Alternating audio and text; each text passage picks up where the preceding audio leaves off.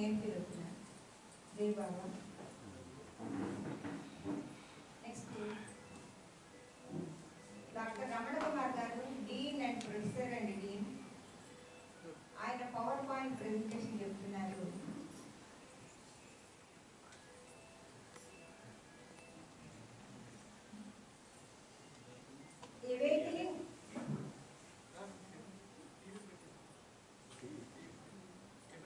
Awakening journey towards consciousness reality.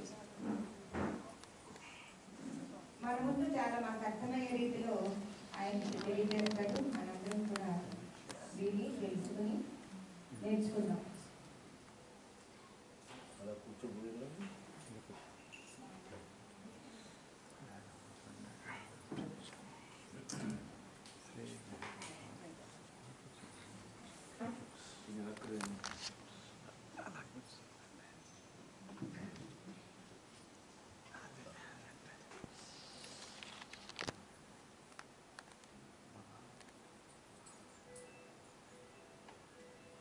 गुरोरधिकं तत्त्वं न गुरोरधिकं तपः न गुरोरधिकं ज्ञानं तस्मै श्री गुरवे नमः तस्मै श्री गुरवे नमः तस्मै श्री गुरवे नमः।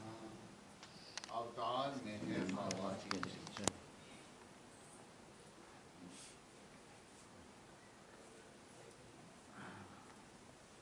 अवतार मेहर बाबा की जय। अवतार मेहर बाबा की जय।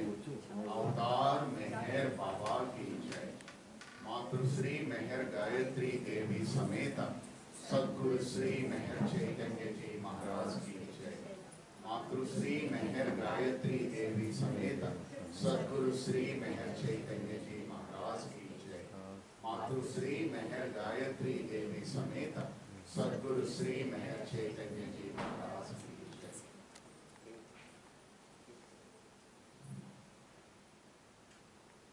సద్గురువుల యొక్క ఉన్నత స్థితి ఏమిటి అంటే, వారికి సంబంధించిన అంటే నీకు ఎంత ఫిలాసఫీ తెలిసినా, నీకు ఎంత తత్వం తెలిసినా సద్గురువుల కన్నా ఎక్కువ కాదు. నీవు ఎంత సాధన చేసినా కూడా సద్గురువుల యొక్క అనుగ్రహం కన్నా ఎక్కువ కాదు. నీకు ఎంత జ్ఞానం ఉన్నా కూడా సద్గురువుల యొక్క అనుగ్రహం లేకపోతే ఆ జ్ఞానం వ్యర్థం. అలాంటి సద్గురువుల పాద పద్మాలకి సమర్పణ అవుతూ ఈ కార్యక్రమం మనం కొనసాగిద్దాం. నెక్స్ట్ నా ప్రజెంటేషన్లో ప్రణాళికలో 5 భాగాలు ఉన్నాయి. మొట్టమొదట అంటే ఈ సంస్థ అవేకనింగ్కి ఉద్దేశింపబడిన సంస్థ. సో అవేకనింగ్కి ఒక ఇంట్రడక్షన్ ఇస్తూ మెహర్ బాబా వారు అవేకనింగ్ గురించి ఏ తెలియజేశారో టచ్ చేస్తూ, డివైన్ థీమ్ అనే మెడిటేషన్ యొక్క పర్పస్, ఎందుకు ఆ డివైన్ థీమ్ ఉద్దేశింపబడింది, సోహం ధ్యానం అనేది ఎందుకు ఉద్దేశింపబడినది, ఆధ్యాత్మిక మేల్కొల్పు అనేది ఎందుకు ఉద్దేశింపబడింది, ఇవి నేను తెలియజేసే విషయాలు. ఈ యానివర్సరీ శుభ సందర్భంగా హాజరైన మీ అందరికీ హృదయపూర్వక వందనాలు తెలియజేస్తూ, మేనేజింగ్ ట్రస్టీ శ్రీ మెహర్ చైతన్య గారికి, ఈ సంఘ ప్రెసిడెంట్ గారు శ్రీ రాజశేఖర్ గారికి, కార్యదర్శి సుబ్బారెడ్డి గారికి, ఎగ్జిక్యూటివ్ కౌన్సిల్ మెంబర్స్కి, ఈ ఫంక్షన్ ఆర్గనైజేషన్ మెంబర్స్కి, అలాగే మెహర్ బాబా వారి ప్రేమలో ఇక్కడ అందరూ హాజరైన మీ అందరికీ, తర్వాత ముముక్షువులకి, భగవత్ ప్రేమికులందరికీ కూడా హృదయపూర్వకమైన జై బాబా. అవేకెనింగ్ మార్నింగ్ ఇంట్రడక్షన్ స్పీచ్లో మన సెక్రటరీ గారు తెలియజేశారు, వర్తమానంలో జీవించడము అవేకెనింగ్. ఆ వర్తమాన క్షణంలో అంటే ఈ క్షణము మన పరిసరాల గురించి, మనం ఏ ఎన్వైరాన్మెంట్లో ఉంటున్నామో ఆ ఎన్వైరాన్మెంట్కి సంబంధించిన ఎరుక, స్పృహ కలిగి ఉండడం. ఇది బేసిక్ ఎవేకనికి నిర్వచనం. అసలు మనం ఎప్పుడు మేల్కొంటాం? సామాన్యంగా నిద్రకు ఉపక్రమించే ముందు, ప్రతిరోజు నిద్రకి ఉపక్రమించే ముందు, రేపు ఉదయం మరలా నేను నిద్ర లేవాలి అనే సంకల్పం నీకు కలిగి ఉన్నట్లయితే, ఆ సంకల్పం కలిగి నిద్రపోతే రేపు చేయాల్సిన పని నీకు గుర్తుండి ఆ సంకల్పంతో నువ్వు నిద్రపోతే రేపు ఉదయం మరలా ఆటోమేటిక్గా నువ్వు నిద్రలేస్తావు, మేల్కొంటావు. రెండవది, మన వారు తెలియజేసినట్టుగా ఎవరైనా నువ్వు నిద్రపోతూ ఉన్నప్పుడు వచ్చి నిన్ను తట్టి లేపితే నువ్వు నిద్రలేస్తావు. అలారం పెట్టుకుంటే నిద్రలేస్తావు. పీడకలలు వస్తే నిద్రలేస్తావు. ఇన్ని రకాలుగా నువ్వు మేల్కొంటావు. సరే, మెహర్ బాబా వారు మనకి తెలియజేసిన మేల్కొల్పు యొక్క ఉద్దేశం ఏమిటి? ఎక్కడ నుంచి నువ్వు ఎక్కడికి మేల్కోవాలి? ఆయన తెలియజేసిన పాయింట్స్, ఇంపార్టెంట్ పాయింట్స్ ఏంటంటే, from deep sleep of ignorance, అంటే గాఢమైన అజ్ఞాన నిద్ర నుండి పూర్తిగా మేలుకొన్న జ్ఞాన స్థితికి నువ్వు మేలుకోవాలి. అజ్ఞాన స్థితి నుంచి జ్ఞాన స్థితికి, అన్కాన్షియస్ స్టేట్ నుంచి కాన్షియస్ స్టేట్, అంటే అచైతన్య స్థితి నుంచి చైతన్య స్థితికి నువ్వు మేలుకోవాలి. తర్వాత ఏం తెలియజేశారు? మేధస్సు, నీకు తెలివితేటలు ఉన్నాయి. ఈ తెలివితేటలు కాదు, ఈ మేధస్సు ఉన్న స్థితి నుంచి నీవు ప్రజ్ఞ స్థితికి చేరగలగాలి. అది మేలుకొల్పు. నీ లోయర్ సెల్ఫ్ నుంచి, నీ యొక్క, అంటే మన సెల్ఫ్ ఒక్కొక్కసారి నీచమైన ఆలోచనలు చేస్తూ ఉంటుంది. ఆ నీచమైన ఆలోచనల నుంచి ఉన్నతమైన ఆలోచనలు ఆలోచించగలిగే ఆ ఉన్నత స్థితికి నువ్వు వెళ్ళాలి. నీ పరిమితమైన వ్యక్తిత్వం, సంకుచితమైన మనస్తత్వం కలిగిన నీ స్థితి నుంచి ఉన్నతోన్నత వ్యక్తిత్వం కలిగే స్థితికి నువ్వు మేల్కోవాలి. అలాగే బంధించే ప్రేమ నుండి, అంటే మెహర్ బాబాతో బంధించే ప్రేమ కాదు, శరీరాలతో బంధించే ప్రేమ నుండి బంధ విముక్తిని చేసే ప్రేమ వరకు నువ్వు మేల్కోవాలి. మేల్కొల్పులో ఇన్ని రకాలైన మేల్కొల్పు మెహర్ బాబా వారు తెలియజేశారు. ఫోకస్ చేయండి వీటి మీద. వ్యక్తిగత చైతన్యం, అంటే నేను నాది నా వాళ్ళు అనుకునే ఆ చైతన్యం నుండి సమిష్టి చైతన్యం, మనము మనవాళ్ళు మనది అనే స్టేట్కి ఒక స్థితికి, అక్కడ నుంచి ఇది కూడా కాదు అపరిమితం దైవీ చైతన్య స్థితికి మేలుకోవాలి. అది ఎలాగా? వ్యక్తి స్థితి, అంటే ఈ క్రమ వికాసం, వ్యక్తి స్థితి నుంచి సమిష్టి స్థితికి, సమిష్టి స్థితి నుంచి దైవీ స్థితికి మేల్కోవాలి. సో మేల్కొల్పు ఎక్కడ నుంచి ఎక్కడ మేల్కోవాలి అంటే ఇన్ని రకాలుగా మేల్కోవాలి. అసలు ఎందుకు మేల్కోవాలి? నెక్స్ట్ క్వశ్చన్కి ఎందుకు మేల్కోవాలంటే, నీ గురించి నువ్వు తెలుసుకోవటానికి, స్వస్వరూప జ్ఞానము పొందటానికి, నీ యొక్క నిజ ఉనికి గురించి నువ్వు తెలుసుకోవటానికి నువ్వు మేల్కోవాలి. మనం ఎక్కడున్నామో తెలుసుకోవటానికి, అంటే మనం ఇప్పుడు ఎక్కడున్నామో ఇక్కడి నుంచి ఎక్కడికి వెళ్తాము, ఎలా వెళ్తాము తెలుసుకోవడానికి మేల్కోవాలి. తర్వాత నువ్వు మేలుకున్న తర్వాత నీ ఉనికి తెలుసుకోవటమే కాకుండా, నీ పరిసరాల ఉనికి తెలుసుకోవటమే కాకుండా, ఆ పరిసరాల ఉనికితో నీకు ఉండే అనుబంధ సామ్యాలని కూడా, అంటే ఇంటర్ కనెక్టెడ్ రిలేషన్స్ గురించి కూడా పరిపూర్ణంగా తెలుసుకోగలిగే కేపబిలిటీ నీకు కావాలి. అందుకు నువ్వు మేలుకోవాలి. తరువాత నువ్వు దైవీ జీవితాన్ని జీవించటం ఎలాగా? ఎరుకతో దైవీ జీవితాన్ని జీవించడానికి నువ్వు మేల్కోవాలి. అంటే మనం ఎందుకు మేల్కోవాలి అనేదానికి రీజన్స్.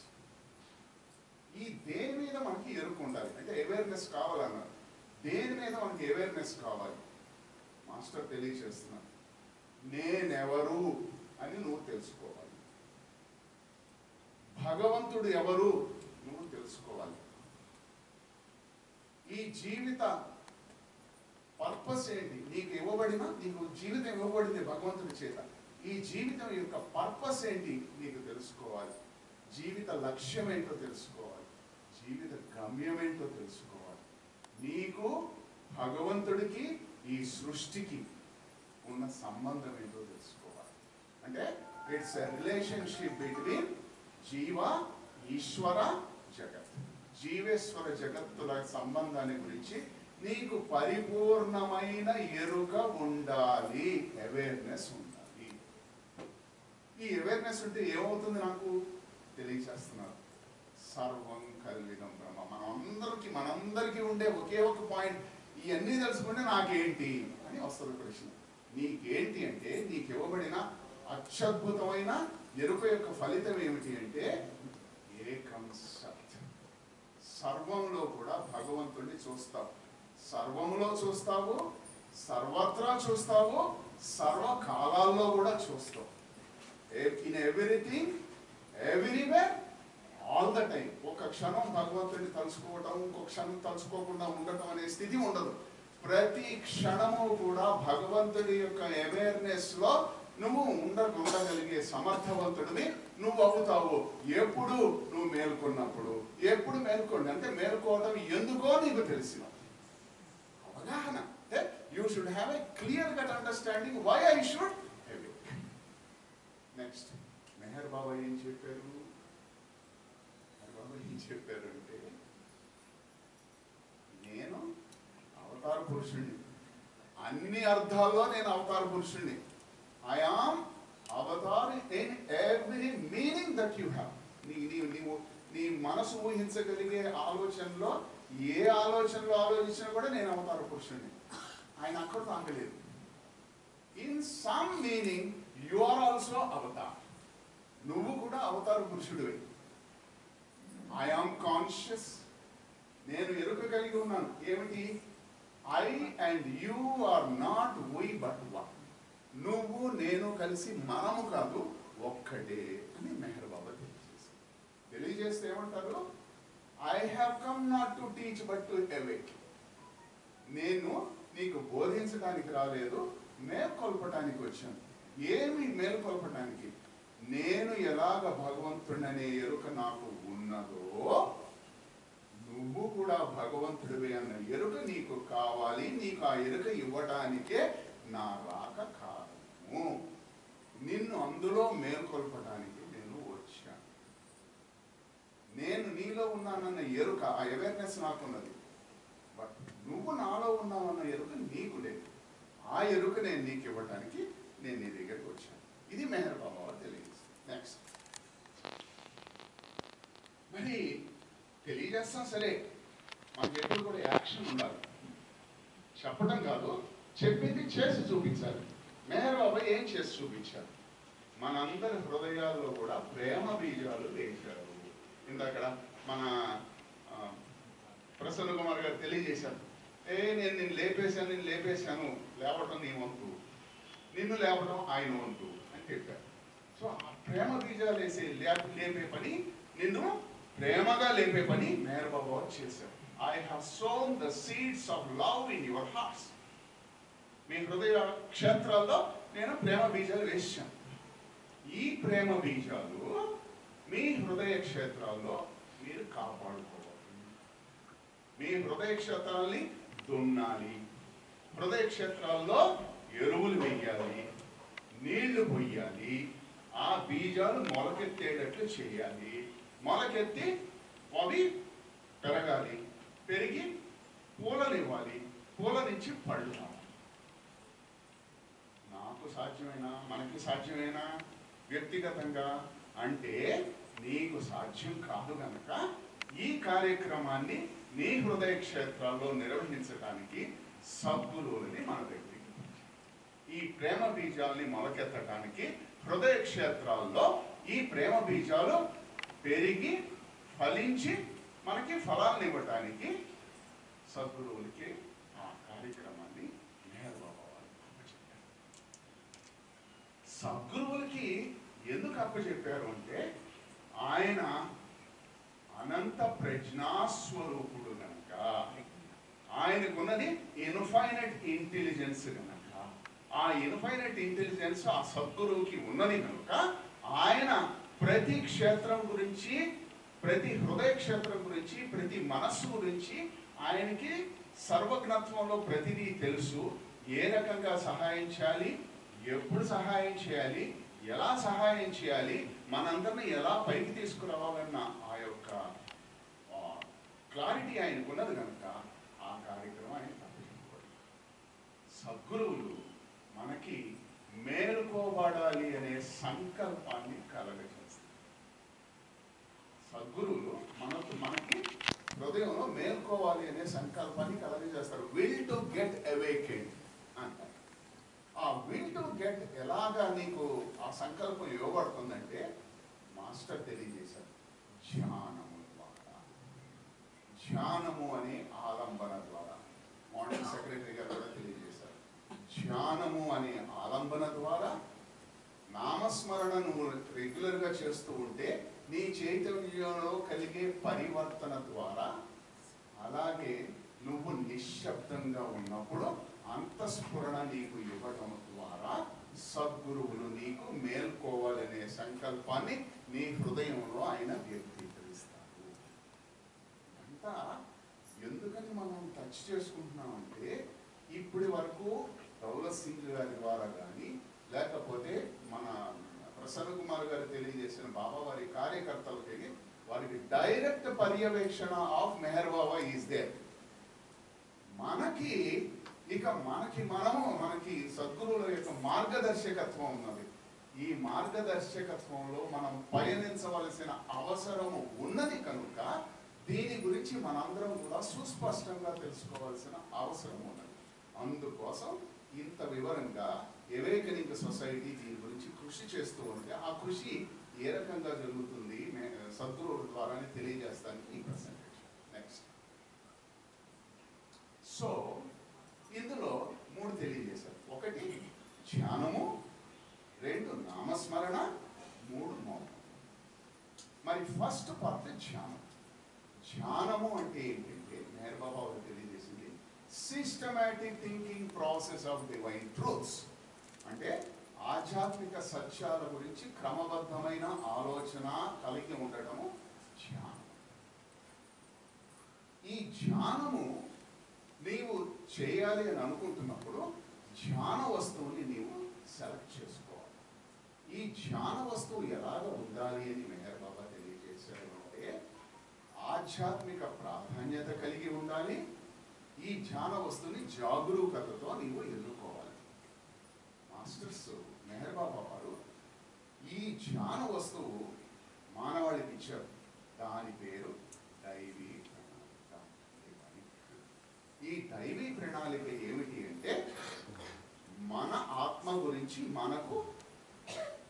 మనం తెలుసుకునే పరిపూర్ణమైన ఒక క్రమ పద్ధతి. అంటే మన స్టోరీనే ఈ దైవీ ప్రణాళిక అనేది మన గురించి మనం తెలుసుకునే యొక్క క్లియర్ కట్ ధ్యాన వస్తువు. సద్గురువులు ధ్యాన వస్తువుగా మీకు సోహం ధ్యానాన్ని గురించి ఇచ్చారు. సో దైవీ ప్రణాళిక ధ్యానము మేల్కోవడానికి, సోహం ధ్యానము మేల్కోవడానికి. నెక్స్ట్, ధ్యానానికి ఎలాంటి సన్నాహం చేసుకోవాలి. మీరు ధ్యానానికి కూర్చునేటప్పుడు సద్గురువులు తెలియజేసిన విషయం ఏంటంటే అసలు ఫస్ట్ కనీసం 1 గంట ధ్యానం కోసం కూర్చోడానికి నీవు ఉన్ముఖం అవ్వాలి. రెండవది ఆత్మానుభవానికి, సత్యానుభవానికి నాకు ధ్యానము సహకరిస్తుంది అని పరిపూర్ణమైన అవగాహన కలిగి ఉండాలి. రెండవది. మూడవది, నీవు వీలైనంత వరకు ఒకే సమయము ఒకే ప్లేసు నీలో కూర్చుని ధ్యానం చేసుకోవడానికి సంసిద్ధంగా ఉండాలి. తర్వాత ఎవ్వరూ మిమ్మల్ని ఇబ్బంది పెట్టని సమయాన్ని సెలెక్ట్ చేసుకోండి. అలాగే ముఖ్యంగా ప్రశాంతంగా, సంతోషంగా, సృజనాత్మకంగా మీరు ఆ ఆసనాన్ని సెలెక్ట్ చేసుకుని ధ్యాన వస్తువును కూడా అలాగా మీరు సెలెక్ట్ చేసుకుని ప్రొసీడ్ అవ్వాలి ధ్యానం చేసేటప్పుడు. నెక్స్ట్, దైవీ ప్రణాళిక ధ్యానం యొక్క ఉద్దేశ్యం ఏమిటి అంటే ఈ దైవీ ప్రణాళిక ఎలాగ చేయాలంటే తైలధార వలె మాస్టర్ తెలియజేశారు. మధ్యలో ఎలాంటి బ్రేక్స్ రాకుండా అవిచ్ఛిన్నంగా క్లియర్గా ఆలోచించగలిగే సమర్థవంతంగా నీవు ఈ ధ్యానం చేయాలి. రెండవది ఏం చెప్పారు, ఈ ధ్యానం యొక్క ముఖ్య ఉద్దేశం ఏమిటంటే నీ చైతన్యం మీద బంధనాలన్నీ కూడా వేయబడి ఉన్నాయి. ఈ బంధనాలన్నింటినీ కూడా విడిపించుకునే అవకాశము నీకు డివైన్ థీమ్ యొక్క ధ్యానం ద్వారా నీకు లభిస్తుంది. కనుక కంపల్సరీగా డివైన్ థీమ్ ధ్యానము నీ కథని నువ్వు ప్రతిరోజు రివ్యూ చేసుకోవాలి. ఈ ధ్యానం నువ్వు ఎలా చేయాలంటే 3 స్టేజెస్గా, అంటే మూడు స్టేజెస్లో ఈ ధ్యాన పద్ధతి వస్తుంది అని తెలియజేస్తాను. మొట్టమొదటి స్టేజ్లో డివైన్ థీమ్ ప్రతి దినము ఉదయం సాయంత్రము క్షుణ్ణంగా చదువుతూ ఉన్నప్పుడే ఆ దైవీ ప్రణాళిక ధ్యానాన్ని గురించి పరిపూర్ణంగా ఆలోచించగలిగే సమర్థవంతుడు అవ్వాలి. చదువుతూనూ ఉండాలి, చదువుతో పాటు సైమల్టేనియస్గా నీవు ఆలోచించగలిగే సమర్థవంతుడు అవ్వాలి. రెండవ స్టేజ్ వచ్చేటప్పటికి ఇక నీకు దాన్ని ప్రతిరోజు చదవాల్సిన అవసరం ఉంటుంది. ఎందుకంటే ఆ యొక్క విషయం నీకు అవగాహన అయిపోతుంది. అవగాహన అయిన ఈ విషయాన్ని నీవు ధ్యానం చేస్తూ ఉన్నప్పుడు నీకు మధ్యలో ఎక్కడైనా డౌట్స్ కనుక వచ్చినట్లయితే దాంట్లో చార్ట్స్ ఇచ్చారు. ఆ చార్ట్స్ని రిఫర్ చేసుకుంటూ నువ్వు ధ్యానాన్ని కంటిన్యూ చేయి. మూడవ స్టేజ్కి వచ్చేటప్పటికి ఇక చార్ట్స్ అవసరం ఉండదు, మరలా చదవాల్సిన అవసరం ఉండదు. ఈ ధ్యానం అలాగ చక్కగా సాగిపోతూ ఉంటుంది. చక్కగా సాగిపోతూ ధ్యానము పూర్తయ్యేటప్పటికి నీ మనస్సు అత్యంత సహజంగా నిర్మల స్థితికి వస్తుంది. ఎప్పుడైతే అత్యంత సహజంగా నిర్మల స్థితికి వస్తుందో దైవీ ఉన్నత విషయాలతో నీ యొక్క ఆ హృదయం ఆ హార్ట్ని, అంటే నీ హార్ట్ ఓపెన్ అవుతుంది. ఆ హార్ట్ ఆ ఉన్నత విషయాన్ని టచ్ చేస్తుంది. ఎప్పుడైతే అది నీకు టచ్ చేయబడిందో నీకు ఏమవుతుందంటే నెమ్మదిగా నీవు ధారణలోకి వెళ్తావు. సెకండ్ పార్ట్ ధారణలోకి వెళ్తావు. ఈ ధారణ నీకు ఏం చేస్తుంది అంటే నీ యొక్క మనస్సు ఆటోమేటిక్గా సబ్జ్యూ అయిపోవడం, అంటే అణిగిపోవటం నీకు తెలియబడుతుంది. అలాగే నీ హృదయం మేల్కోవటం నీకు తెలియబడుతుంది. నీవు ఈ ప్రయాణంలో నీకు తారసపడిన ఈ ఏ ఫామ్స్, అంటే రాతిగా కానీ లోహముగా కానీ శాఖంగా కానీ నీ పరిణామ క్రమంలో తారసపడిన విషయాల యొక్క సంస్కారాలు, ఏ సంస్కారాలతో నువ్వు బంధింపబడ్డావో నీ ప్రయాణంలో ఆ సంస్కారాన్ని గుర్తించగలిగే సమర్థ స్థితి నీకు ధారణలో లభిస్తుంది. ఎప్పుడైతే ఆ ధారణ నుంచి నీవు ప్రోగ్రెస్ అవుతూ ముందుకెళ్తావో నీవు ఏకాగ్రతలోకి స్థిరపడతావు. ఎప్పుడైతే ఏకాగ్రతలో నువ్వు స్థిరపడతావో ఆ ఏకాగ్రతలో నీవు ఓంకారాన్ని చేయాలి. ఆ ఓంని బ్రహ్మస్వరూపంగా తెలియజేస్తావు. కనీసం ఒక్క 10 నిమిషాలు నీ భ్రూమధ్యంలో ఈ ఓంని ధారణ చేసి ఓం ఓం ఓం అంటూ ఆ 10 నిమిషాలు చేయగలిగితే ఆ తర్వాత నువ్వు నెమ్మదిగా నీ శరీరము, ప్రాణము, మనస్సు నుంచి విడవడటం అనేది ప్రారంభమవుతుంది. అప్పుడు ఎంటర్ అవుతావు నెక్స్ట్ స్టేజ్లోకి. అది సోహం కల్మినేషన్ ఆఫ్ మెడిటేషన్. తర్వాత దాంట్లోకి నీవు సోహం ధ్యానంలోకి ఎంటర్ అవుతావు. ఈ ధ్యానం యొక్క పరాకాష్ఠలో నీవు నెమ్మదిగా సోహం ధ్యానంలోకి ఎంటర్ అయ్యేటప్పటికీ ఈ సోహం ధ్యానం ఏం చేస్తుంది? నీకు ఎరుకనిస్తుంది. ఎలాంటి ఎరుకనిస్తుంది? నేను శరీరాన్ని కాదు, నేను ప్రాణాన్ని కాదు, నేను మనస్సుని కాదు, నేను శరీర ప్రాణ మనస్సుల తాదాత్మక స్థితి నుంచి అధిగమించిన స్థితి ఏదైతే ఉన్నదో ఆ స్థితిలో నేను స్థిరపడతాను. ఎలాగ స్థిరపడతాను? నీకు నువ్వుగా స్థిరపడతావా? అక్కడ మాస్టర్ తెలియజేస్తారు. అంతర్యామిత్వ పాత్ర వహిస్తూ ఉన్న సద్గురువులు నీకు ఆశీర్వాదపూర్వకంగా ఈ యొక్క విడుదలను అనుగ్రహిస్తారు. జీవాత్మ స్థితి నుంచి సూత్రాత్మ స్థితికి, సూత్రాత్మ స్థితి నుంచి ప్రత్యేగాత్మ స్థితికి, ప్రత్యేగాత్మ స్థితి నుంచి పరమాత్మ స్థితికి, పరమాత్మలో మేలుకొన్న ఆత్మస్థితికి నేను ఆయన యొక్క ఆశీర్వాదపూర్వకంగా దగ్గరుండి ఆ ధ్యాన కార్యక్రమంలో నిన్ను నడిపించుకొని తీసుకువెళ్తాను. ఎప్పుడైతే నీవు ఆ స్టేట్లోకి నీవు ఎస్టాబ్లిష్ అవుతావో నెమ్మదిగా తర్వాత నీకు స్పిరిచువల్ అవేకనింగ్ అనే ఆస్పెక్ట్లోకి ఎంటర్ చేస్తారు మాస్టర్. అక్కడ నీకు నిర్వాణంలో నిన్ను ప్రతిష్ఠింపజేస్తారు. ఈ అవేకనింగ్ ప్రాసెస్లో 3 స్టేజెస్ ఉన్నాయి.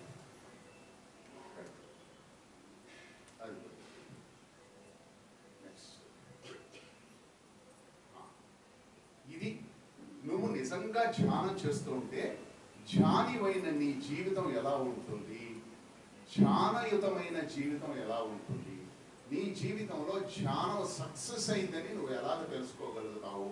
మాస్టర్ ఇచ్చిన విషయాలు 5 పాయింట్స్ ఇచ్చారు. ఫస్ట్ పాయింట్, సోహం meditation will be fulfilled only in the complete understanding of divine theme. నీకు సోహం ధ్యానం యొక్క అనుభవంలో నువ్వు ప్రతిష్ఠితుడు కావాలి అన్నట్లయితే నీకు డివైన్ థీమ్ యొక్క పరిపూర్ణమైన అవగాహన కావాలి. పరిపూర్ణంగా నీవు డివైన్ థీమ్ ని ఎస్టాబ్లిష్ చేసుకోవాలి నీ ధ్యానంలో. సరే, డివైన్ థీమ్ ఎస్టాబ్లిష్ అయ్యి సోహం ధ్యానం చేస్తున్నాం. సోహం ధ్యానంలో మాత్రమే మాస్టర్ తెలియజేస్తున్నారు ఏకాగ్రత వస్తుంది, కాన్సన్ట్రేషన్ వస్తుంది. అంటే నేను ఆత్మని అని నువ్వు స్థిరపడగలిగే ఆ ఏకాగ్రత నీకు సోహం ధ్యానం ద్వారా వస్తుంది. అక్కడతో ఆగలేదు మాస్టర్. ఏకాగ్రత యొక్క సంపూర్ణ అనుభవంలో మాత్రమే you will be established in silence. ఆ ఏకాగ్రత యొక్క సంపూర్ణమైన దీంట్లోనే నువ్వు సైలెన్స్ లో ఎస్టాబ్లిష్ అవుతావు, నిశ్శబ్దంలో. నువ్వు ఎప్పుడైతే నిశ్శబ్దంలో ఎస్టాబ్లిష్ అవుతావో నీకు ఇవ్వబడుతుంది మెహర్ బాబా వారు ఇచ్చే గిఫ్ట్, బహుమతి, అంతఃస్ఫురణ, ఇన్స్టిట్యూషన్. అంటే నీ పరమాత్మ నీ స్టేట్ నుంచి నీకు అనుభవాన్నిచ్చి అంతఃస్ఫురణ నీకు ఇవ్వబడుతుంది, ఆ యొక్క ఇన్స్టిట్యూషన్. ఆ తరువాత ఆ ఇన్స్టిట్యూషన్ వచ్చిన తర్వాత మాత్రమే సోల్ ఆత్మగా స్థిరపడుతుంది. అంతర్గత ప్రయాణం ద్వారా నువ్వు దైవీ జీవితాన్ని జీవిస్తావు. ఒక్క నిమిషం, నువ్వు దైవీ జీవితాన్ని జీవించాలి అంటే ఆత్మగా స్థిరపడాలి. ఆత్మగా స్థిరపడాలి అంటే అంతఃస్ఫురణను స్వీకరించాలి. అంతఃస్ఫురణను స్వీకరించాలి అంటే ఏకాగ్రత రావాలి. ఏకాగ్రత రావాలి అంటే సోహం ధ్యానం చేయాలి. సోహం ధ్యానంలో సమర్థవంతుడు కావాలంటే డివైన్. ఏది వదిలిపెట్టడానికి వీలు లేదు. ప్రతిదీ కూడా ఒకదానితో ఒకటి కనెక్ట్ అవుతుంది. సైలెన్స్ కనెక్ట్ అవుతుంది, ఏకాగ్రత కనెక్ట్ అవుతుంది, సోహం ధ్యానం కనెక్ట్ అవుతుంది, ఇన్స్టిట్యూషన్ కనెక్ట్ అవుతుంది, డివైన్. ఇలాగా నువ్వు జీవించగలిగితేనే మాస్టర్ తెలియజేస్తారు నువ్వు ధ్యానయుతుడవై జీవిస్తున్నావని అర్థము. ధ్యానం అంటే ధ్యానం చేస్తున్నాను నీ ధ్యానం యొక్క జీవితం నీ యొక్క నిత్య జీవితంలో ప్రతిఫలింపబడాలి. నిత్య జీవితంలో ఎలాగ ప్రతిఫలింపబడాలి తెలియజేస్తారు. నెక్స్ట్, ఇది మన ఒక అండర్స్టాండింగ్. ఇక్కడి నుంచి మీకు చిత్రపటాల ద్వారా మాత్రం ఇప్పటి వరకు చెప్పిందంతా చిత్రపటాల ద్వారా మీకు తెలియజేస్తాను. ఇది డివైన్ థీమ్ మాస్టర్ ఇచ్చింది, అంటే మన మెహర్ బాబా వారు ఇచ్చింది. ఈ డివైన్ థీమ్లో మీకు 4 భాగాలు ఉంటాయి. 1 పరిణామము, 2 పునర్జన్మ, 3 ఆంతరిక ప్రయాణము, 4 రియలైజేషన్. 4 పార్ట్స్: పరిణామము, పునర్జన్మ, ఆంతరిక ప్రయాణము, తర్వాత రియలైజేషన్. ఈ అవేకనింగ్ 3 పార్ట్స్గా సద్గురువులు తెలియజేశారు. సాధారణ అవేకనింగ్ అంటే ordinary awakening, real awakening and spiritual awakening. సాధారణ అవేకనింగ్ ఎక్కడి నుంచి ఎక్కడి వరకు అంటే వాయు రూపంలో నీ ప్రయాణం, సోల్గా నీ ప్రయాణం ప్రారంభించిన దగ్గర నుంచి మానవ రూపం ధరించే పర్యంతము ఉండే నీ ప్రయాణాన్ని ఆర్డినరీ అవేకనింగ్. దీనికి సహాయం చేసేది మాస్టర్ తెలియజేసింది ఏంటంటే సైకిక్ బీయింగ్, చైత్య పురుషుడు నీకు సహాయం చేస్తాడు. సద్గురువు అంటే కాన్షియస్నెస్ అండ్ ఎనర్జీ కలిసి డివైన్ స్పార్క్ గా ఫామ్ అయ్యి ఆ డివైన్ స్పార్క్ చైత్య పురుషుడు అనే పేరుతో పిలువబడుతూ నీ యొక్క ప్రయాణము వాయు రూపం నుంచి మానవ రూపం చేరేంత వరకు కూడా నీకు సద్గురువులు సహాయపడతారు. నీ యొక్క ధ్యాన ప్రక్రియలో అది అవేకనింగ్. నువ్వు మానవుడిగా మేల్కోవాలి అంటే ఈ పరిణామ క్రమంలోనూ సమర్పించుకున్న సముపార్జించుకున్న సంస్కారాలన్నిటి నుంచి కూడా విడవడాలి. ఎక్కడ? ధ్యానంలో. అది అవేకనింగ్, ఫస్ట్ అవేకనింగ్. అక్కడ లేకపోతే ఇంకా ప్రోగ్రెస్ నెక్స్ట్ స్థానికి వెళ్ళదు. ఇక్కడ వరకు జరిగే ఈ ప్రయాణాన్ని మాస్టర్ ఏం తెలియజేశారంటే క్వెస్ట్ ఆఫ్ కాన్షియస్నెస్ అంటే చైతన్య అన్వేషణ. Quest of consciousness. ఇక పునర్జన్మ ప్రక్రియలో 84 లక్షల జన్మలు నువ్వు ధరిస్తావు. ఒకసారి స్త్రీగా, ఒకసారి పురుషుడిగా, ఒకసారి ఇండియన్గా, ఒకసారి అమెరికన్గా, ఒకసారి ఇంగ్లాండ్లో, ఒకసారి ఫిన్లాండ్లో, ఒకసారి నెదర్లాండ్లో, ఒకసారి అందగాడిగా, ఒకసారి కురూపిగా, ఇలా రకరకాల వేషాలు ధరిస్తూ 84 లక్షల జన్మలు తీసుకున్నావు. నువ్వు నీకు తెలియకుండా చేసే ప్రయాణం ఏమిటి అని తెలియజేస్తారంటే, నీ చైతన్యాన్ని కనుక్కోవడానికి ఇన్ని జన్మలు తీసుకుంటామంటే ఎరుక లేకుండా. క్వెస్ట్ ఫర్ కాన్షియస్నెస్, చైతన్యం యొక్క అన్వేషణ, పునర్జన్మ అక్కడతో ఆగలేదు. ఇది నీకు తెలియబడుతుంది నీ ఛానల్లో. నేను చైతన్యం, నా ఆత్మ చైతన్యాన్ని కోసం అన్వేషిస్తుంది అని. నెక్స్ట్ స్టేజ్కి వెళ్ళేటప్పటికి అవేర్నెస్ ఆఫ్ కాన్షియస్నెస్, చైతన్యం యొక్క అన్వేషణ. నీ యొక్క ప్రోగ్రెస్ ఎక్కడి నుంచి వెళ్తుంది? సటిల్ స్పియర్ నుంచి, మెంటల్ స్పియర్ నుంచి నీ ఆంతరిక ప్రయాణం నిర్వాణ చైతన్యం జరిగేంత వరకు జరిగే ఈ ప్రయాణాన్ని మాస్టర్ ఏం తెలియజేస్తారు అంటే రియల్. నెక్స్ట్ ఇక్కడ మీరు చూస్తే ఈ ఫస్ట్ పార్ట్ అంతా కూడా భ్రమలలో జీవిస్తున్నాం. మనం జీవించే ఈ జీవితం అంతా కూడా భ్రమలు. భ్రమ అంటే నేను, నాది, నా వాళ్ళు, నా పిల్లలు, నా ఉద్యోగం, నా ఆస్తి, నా అంతస్తు, నా శరీరము, నా ప్రాణము, నా మనస్సు, ఇలాంటి భ్రమలో చెందిన జీవితం నుంచి నెమ్మదిగా ప్రోగ్రెస్ అవుతూ రియల్ స్పిరిచువల్ జర్నీకి అంటే ఆంతరిక ప్రయాణంలోకి అక్కడతో ఆగకుండా ఈ శరీరం నేను కాదు, ప్రాణము నేను కాదు, మనస్సు నేను కాదు అని అన్నిటినీ విడిచిపెట్టేసి చైతన్యము, పరిశుద్ధ చైతన్యముగా నువ్వు నిలబడి ఉండే స్టేట్ నిర్వాణ స్టేట్. ఆ నిర్వాణ స్టేట్ వరకు జరిగే ప్రయాణాన్ని రియల్ తరువాత వచ్చేది ఆధ్యాత్మిక మేల్కొల్పు, స్పిరిచువల్ అవేకనింగ్. ఈ స్పిరిచువల్ అవేకనింగ్ అనేది మాస్టర్ ఇవ్వస్తేనే మనకి అనుగ్రహం. మనకి మాస్టర్ తెలియజేశారు ఏంటి అంటే మానవాడందరినీ కూడా మేల్కొల్పు ఇవ్వాలనేది మెహర్ బాబా వారి యొక్క వాంఛ, విష్. ఆ విష్ను ఫుల్ఫిల్ చేసే కార్యక్రమాన్ని చేపట్టి నిర్వహిస్తూ ఉన్న సద్గురువులు ఈ ఆధ్యాత్మిక మేల్కొల్పు మానవాళికి ఇచ్చారు. ఎలాగా? సూపర్ కాన్షియస్నెస్ అనే చైతన్యాన్ని నిర్వాణంలో, అంటే మనందరినీ కూడా నిర్వాణంలోకి చేర్చి, మనకి తెలిసి ఉన్నా తెలియకపోయినా కూడా మనందరినీ కూడా స్టేట్ ఆఫ్ నిర్వాణలో ఉంచారు. నిర్వాణలో ఉంచి అక్కడ నుంచి మనకి ఈ సూపర్ కాన్షియస్నెస్ని అనుగ్రహించి, ఆ సూపర్ కాన్షియస్నెస్ యొక్క అనుగ్రహంతో మరలా మనల్ని భగవంతుడిగా, అంటే భగవంతుడి యొక్క అనుభవంతో హృదయం ద్వారా, శక్తి ద్వారా, శరీరం ద్వారా మరలా తీసుకొచ్చి దైవీ జీవితాన్ని జీవింపచేస్తున్నారు. ఈ యొక్క జీవితం అంటే నీవు ఆత్మవైన నీవు ఆత్మగా జీవించకుండా దైవముగా జీవించగలిగే సమర్థతనిచ్చేది స్పిరిచువల్. ఇది ఇంత ఇది చెప్పుకోవాల్సిన అవసరం ఉన్నది. ఎందుకంటే ఇది మనం పాటించవలసిన అవసరం. సద్గురువుల దగ్గరికి వచ్చి జై బాబా జై బాబా జై బాబా చెప్పటమే కాదు, మనము కూడా దౌలత్ సింగుల్లాగా మారగలిగే సమర్థవంతులం కావాలి. మనము కూడా వారు చెప్పిన ఆ సేవకులు నాకేం తెలియదు నాకేం తెలియదు నాకేం తెలియదు అంటే అంటూనే ఎంతో ఉన్నతమైన విషయాల్ని తెలియచేసిన వ్యక్తులుగా మనము హంబుల్గా ఉంటూ మనం మన జీవితాన్ని జీవించాలి. ఆ జీవించే జీవితం ఎలా ఉండాలో మాస్టర్ మనకు తెలియజేశారు. మన కంటి ముందు కనపడతాయి కానీ మనం చూడలేము. ఒకసారి చూడండి. నెక్స్ట్ ఇది మెహర్ బాబా వారు 7 మడతల పొర అని చెప్పారు. మన శిరస్సుని కనుక మనం చూసినట్లయితే మన శిరస్సులో 3 భాగాలు ఉంటాయి. భ్రూమధ్యము, భూమ, సహస్రాలు. ఈ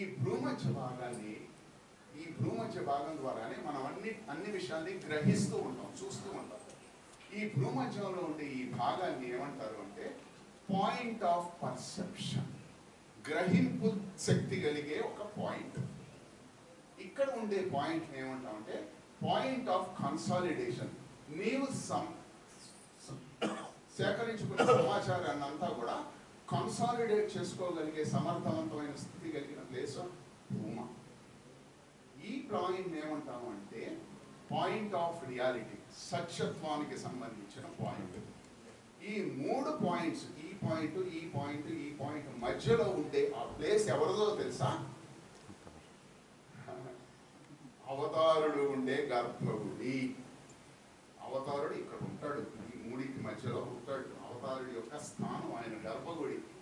ఆ గర్భగుడిలో మెహర్ బాబా చలోక్తిగా తెలియజేస్తారు, మీరు మీ బంధువులందరితోనూ నింపేశారు ఆ గర్భగుడిని. ఆ గర్భగుడిలో మన బంధువులు ఎవరు అంటే చూడండి, అక్కడ రంగులు రంగులుగా కనబడుతున్నారు. కామము, క్రోధము, మదము, మోహము, మాశ్చర్యము, ఈర్ష, అసూయ, ద్వేషము, సుపీరియారిటీ కాంప్లెక్స్, ఇన్ఫీరియారిటీ కాంప్లెక్స్ అన్నిటితో మనం లోపల నింపేశాం. ఎలాగ నింపేశాము? పరనిందల ద్వారా, పరోక్ష నిందల ద్వారా, చూడకూడని విషయాలు చూడటం ద్వారా, వినకూడని విషయాలు వినటం ద్వారా, మాట్లాడకూడని విషయాలు మాట్లాడటం ద్వారా చెత్తనంతటిని కూడా పోగేసి గర్భగుడిని నింపేసి, ఈ గర్భగుడిని క్లీన్ చేస్తేనే తప్పితే ఆయన చేస్తారు ఏం చెప్పారంటే, నేను మొహమాటస్తుడిని. మేర బాబా తెలియజేశారు, నేను మొహమాటస్తుడిని. నా ఇల్లే అయినప్పటికీ కూడా అది నా ఇంట్లో వచ్చి నేను ఉండటానికి మరి నువ్వంతా లోపల పెట్టేసావు నీ బంధువుల్ని, ఆ బంధువుల్ని కొంచెం పక్కన పెట్టేసేయగా నేను వచ్చి నీ ఇంట్లో. ఆ బంధువులు మనకి ఎంత ప్రియతములు అయిపోయారంటే వాళ్ళ నుంచి వదిలిపెట్టుకోవడానికి మన మనసు రావటం లేదు, ప్రాణం రావటం లేదు, బుద్ధి రావటం లేదు, ఏది రావటం లేదు, ఏది ఒప్పుకోవట్లేదు. సో నీకు చేత కావట్లేదు కనుక ఆయన అప్పచెప్పారట. మాస్టర్కి అప్పచెప్పారు. మాస్టర్కి అప్పచెప్తే అంటే ఒక్కసారిగా మాస్టర్ నీ దగ్గరికి వచ్చేస్తారేంటి, ఇచ్చేస్తారేంటి? ఎల్కేజీ సీటే రావట్లేదు మనం, రైటా? మాస్టర్ యొక్క అనుగ్రహం నీకు కావాలంటే నువ్వు రోజు చేయాల్సిన పని ఉంటుంది. చూడండి నెక్స్ట్, ప్రతిరోజు మెడిటేషన్ చేయి, ప్రతిరోజు నామస్మరణ చేయి, ప్రతిరోజు సైలెంట్గా ఉండు. ఈ 3 నువ్వు ప్రతిరోజు చేయాల్సిందే. ప్రతిరోజు దీనికి టిక్ పడాల్సిందే. ఏ టిక్ లేకపోయినా అది. సో మెడిటేషన్, నామస్మరణ, సైలెన్స్. మెడిటేషన్ నీకు ఇచ్చే సహాయం ఏంటి? నీ మార్గంలో ఉండే అడ్డునంతటిని కూడా తొలగించేస్తుంది. నామస్మరణ చేసే సహాయం ఏంటి? నీ యొక్క చైతన్యపు మార్పుని నీకు ఎరుగుపరిచేటట్టు చేస్తుంది. సైలెన్స్ నీకు ఇచ్చే సహాయం ఏంటి? ఆనందం వస్తే పొంగిపోకుండా, విషాదం వస్తే కొంగిపోకుండా బ్యాలెన్స్డ్గా ఉండే స్టేట్ని నీకు ఇస్తుంది సైలెన్స్. కానీ ఇవన్నీ నీకు రావాలి అంటే బేస్ ఒకటి ఉంది. అనంత చైతన్యం, అనంత చైతన్యం అని చెప్తున్నాం కదా. ఆ బేస్ ఏంటంటే ప్రేమ, విధేయత, సర్వం అని చెప్పారు. ప్రేమతో బంధింపబడాలి మెహర్ బాబాకి, ప్రేమతో బంధింపబడాలి, విధేయతతో బంధింపబడాలి గురుదేవులకి, సర్వార్పణ చేసుకోవాలి ఆయనకి. ఆయనతో సర్వార్పణ చేస్తే కానీ, ఎవరికి? మెహర్ బాబాతో సర్వార్పణ అయితే కానీ గురుదేవులు నీకు విధేయత ఇవ్వరు. గుర్తుపెట్టుకోండి, మెహర్ బాబా వారికి సర్వార్పణ అయితేనే తప్ప గురుదేవులు నీకు విధేయత ఇవ్వరు. గురుదేవులు విధేయత ఇస్తేనే తప్పితే ప్రేమ రాదు. ప్రేమ చెప్పుకోవడానికే కానీ ప్రేమ రావాలి అంటే విధేయత చూపించాలి, సర్వార్పణ అవ్వాలి. ధ్యానము ద్వారా, ఇక్కడ మనకి డిస్కషన్ చెప్తూ ఉంటారు, ధ్యానము ద్వారా ప్రేమ వస్తుంది. ప్రేమ ఉంటేనే ధ్యానం చేయగలం. ఆయన మీద ప్రేమ ఉంటేనే ధ్యానం చేయగలం. నేను ధ్యానం చేయలేకపోతున్నాను అని నువ్వు అన్నావా, ఎక్కడో ఇది లోపించింది నాకు. ఏమి? ధ్యానము ద్వారా ప్రేమ కావాలి, ప్రేమ ద్వారా ధ్యానం. అప్పుడేమవుతుందంటే కాన్షియస్ అవేర్నెస్, నీ జీవితం దైవీ జీవితం. నెక్స్ట్, అప్పుడు మెహర్ కాన్షియస్నెస్ నీలో అవుతారు. నువ్వు శివాత్మ అవుతావు, నువ్వు శివాత్మ అవుతావు. అది యొక్క అర్థం ఏంటో తెలుసమ్మా? 2 పాయింట్స్. అవేర్నెస్ ఆఫ్ కాన్షియస్నెస్ ఒక పార్ట్, కాన్షియస్ అవేర్నెస్ మరొక పార్ట్. ఆ మధ్యలో ఉన్న శివుడు ప్రేమాస్పదుడు. ఈ ప్రేమాస్పదుడు నీకు వ్యక్తం కావాలంటే వెనకాల ఉన్న సద్గురువు అమ్మగారు నీకు సహాయం చేయాలి. అందుకోసమే ఆ విగ్రహాలకు పెట్టారు. మోర్టాలిటీ టు ఇమ్మోర్టాలిటీ అంటే చనిపోయే జీవితం నుంచి అమరత్వం పొందే జీవితం నీకు కావాలి అంటే శివుడి దగ్గరికి వెళ్ళాలి. నీవు శివాత్మగా మారాలి. శివాత్మగా మారాలంటే ఆ పైన ఏకం సత్తు చూడండి, ఆ విగ్రహం. వివేకము ఉండాలి, వైరాగ్యము ఉండాలి. ఆ ఏకం సత్తుని సుపర్ణ పెట్టారు చూడండి. ఆ మధ్యలో నీ హృదయము ప్రేమాస్పదంగా ఉండాలి. నువ్వు జీవించే జీవితం వివేకవంతమై ఉండాలి, వైరాగ్యంతో జీవించాలి. ఇలాగా నీ జీవితం దైవీ జీవితం కావడానికి అవసరంగా మెహర్ బాబా వారు ఈ న్యూ ఇయర్ లో మీకు పిలిపిస్తున్నారు. ఆ పిలిపి కమాల్ అంటూ మీ, కమాల్ అంటూ మీ, కమాల్ అంటూ మీ, నా దగ్గరికి రండి, ధ్యానం చేయండి, సద్గురు మాట వినండి, విధేయత చూపించండి, నామస్మరణ చేయండి, చైతన్యం మార్పు తీసుకురండి,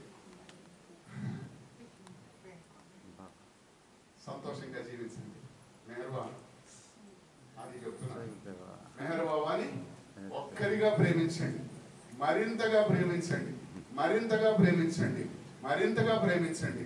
ఆ ప్రేమలో మీరు తరించండి అని సద్గురువులు మీ అందరికీ కూడా నూతన సంవత్సర శుభాకాంక్షలు తెలియజేస్తూ ఆశీర్వాదాన్ని అందిస్తారు.